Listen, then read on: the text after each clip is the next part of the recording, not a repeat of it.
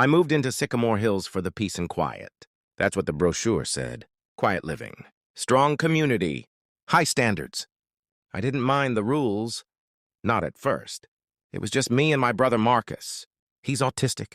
Doesn't like noise or surprises, so I do most of the talking when we go out. But we like to host our cousins on the weekends. Pizza nights. Board games. Nothing wild. Last Saturday, 4 cars parked outside. My driveway holds 2.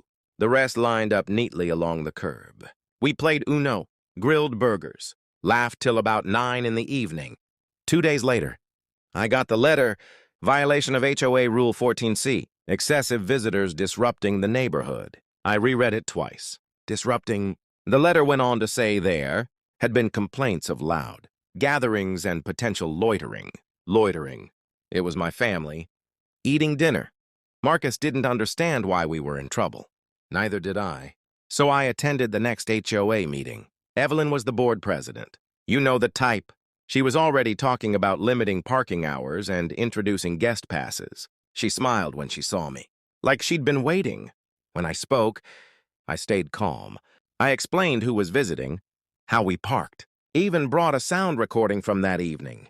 The loudest part was a round of laughter at 8 minutes past 8. Evelyn leaned forward and said the rule wasn't about noise.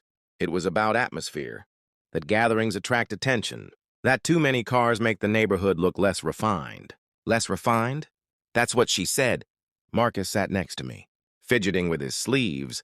I looked at him, then back at the board, and smiled. If they were so worried about atmosphere, I'd give them something real to talk about.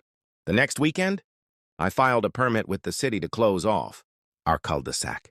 For a community unity event, I printed flyers, sent invites, created a sign-up sheet for potluck dishes. I called it Block and Bond Day.